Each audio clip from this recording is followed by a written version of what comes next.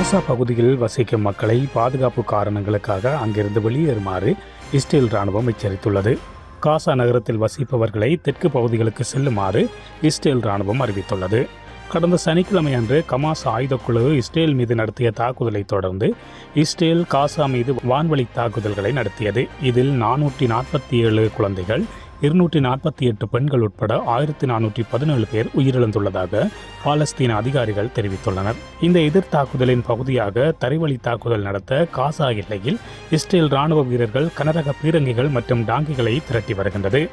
இதனைத் தொடர்ந்து அடுத்த 24 மணி நேரங்களில் காசா நகரத்தில் இருக்கும் மக்கள் தெற்கில் இருக்கும் பகுதிகளுக்கு இடம்பெயர சொல்லியிருக்கின்றது இஸ்ரேல். ஐநாவின் தகவலின்படி வாடி காசா எனப்படும் பகுதிக்கு வடக்கே இருக்கும் 11 லட்சம் மக்கள் ஒரே நாளில் தெற்கு நோக்கி இடம்பெயர வேண்டி வரும். அடுத்த அறிவிப்பு வரும்போதுதான் வெளியேறிய மக்கள் மீண்டும் காசாவுக்கு திரும்ப முடியும் என்று இஸ்ரேலிய ராணுவம் அறிவித்திருக்கின்றது.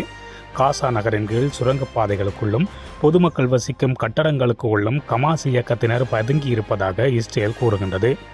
உங்கள் சொந்த பாதுகாப்பு மற்றும் உங்கள் குடும்பங்களின் பாதுகாப்பிற்காகவும் உங்களை மனித கேடயங்களாக பயன்படுத்தும் கமாஸ் அமைப்பினரிடமிருந்து விலகி செல்லுங்கள் என்று காசா நகரின் பொதுமக்களிடம் இஸ்ரேல் ராணுவம் வலியுறுத்தியிருக்கின்றது. மேலும் அடுத்து வரும் நாட்களில் இஸ்ரேலிய பாதுகாப்பு படைகளின் நடவடிக்கைகள் காசா நகரில் குறிப்பிடத்தக்க அளவில் இருக்கும் என்றும் பொதுமக்களுக்கு தீங்கி விளைவிக்காமல் இருக்க விரிவான முயற்சிகளை மேற்கொள்ளும் என்றும் கூறியிருக்கின்றது. வாடி காசாவின் வடக்கே வசிக்கும் அனைவரும் அடுத்த 24 மணி நேரத்தில் தெற்கு காசாவுக்கு இடம்பெயர வேண்டும் என்று இஸ்ரேலிய ராணுவம் ஐநாவிடம் கூறியுள்ளதாக ஐநா செய்தி தொடர்பாளர் கூறியிருக்கின்றார். இது தோராயமாக 11 லட்சம் மக்களை இடம்பெயர சொல்வது என்று ஐநா கூறுகின்றது. இது காசா பகுதியில் முழு மக்கள் தொகையின் பாதி. இதில் அடர்த்தியான மக்கள் தொகை கொண்ட காசா நகரமும் அடங்குகின்றது. பயங்கரமான மனிதாபிமான விளைவுகளை ஏற்படுத்தாமல் இத்தகைய இடப்பெயர்வு நடைபெறுவது சாத்தியமற்றது என்று ஐநா கூறுகின்றது. ஏற்கனவே துயரமான சூழ்நிலையை ஒரு பேரழிவாக மாற்றக்கூடிய சாத்தியத்தை தவிர்க்க இந்த உத்தரவை ரத்து செய்யுமாறு ஐநா கோரிக்கை விடுத்துள்ளது.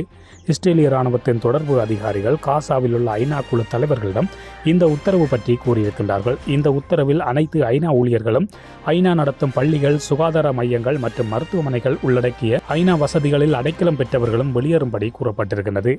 இன்று பிற்பகல் ஐநா பாதுகாப்பு கவுன்சில் ஒரு அவசர கூட்டத்தை நடத்தவுள்ளது. ஐநா பாதுகாப்பு கவுன்சில் அமெரிக்கா, இங்கிலாந்து, சீனா, ரஷ்யா, பிரான்ஸ் ஆகிய நாடுகள் நிரந்தர உறுப்பினர்களாக உள்ளன. இதேவேளை ஐநாவின் கோரிக்கைக்கு எதிர்வினையாற்றியிருக்கும் இஸ்ரேல் இதனை வெட்கக்கேடானது என்று கூறியிருக்கின்றது. ஐநாவில் இருக்கும் இஸ்ரேல் நாட்டின் தூதர் கிலாட் எர்டன் காசாவில் வசிப்பவர்களுக்கு இஸ்ரேல் முன்கூட்டியே எச்சரிக்கை விடுத்து வருவதாகவும், கமாஸுக்கு எதிரான அதன் இராணுவ நடவடிக்கையில் ஈடுபடாதவர்களுக்கு தேங்கி விளைவிப்பதை குறைக்க முயற்சிப்பதாகவும் கூறினார்.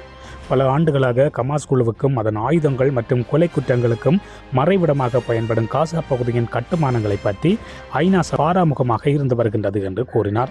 இப்போது கமாஸ் பயங்கரவாதிகளால் கொல்லப்பட்ட இஸ்ரேலிய குடிமக்களுக்கு ஆதரவாக இருப்பதற்கு பதிலாக ஐக்கிய நாடுகள் சபை இஸ்ரேலுக்கு போதனை வழங்குகின்றது என்று எர்டன் கூறினார். மேலும் அவர் பணைய கைதிகளை மீட்பது, கமாஸை கண்டிப்பது மற்றும் இஸ்ரேலின் தற்காப்பு உரிமையை ஆதரிப்பது போன்றவற்றில் இப்போது ஐநா கவனம் செலுத்துவதே நல்லது என்றும் கூறினார். இதுபோன்ற செய்திகளை உடனுக்குடன் தெரிந்து கொள்ள மீரா தமிழ் சேனலை சப்ஸ்கிரைப் செய்து இணைந்தீர்கள்.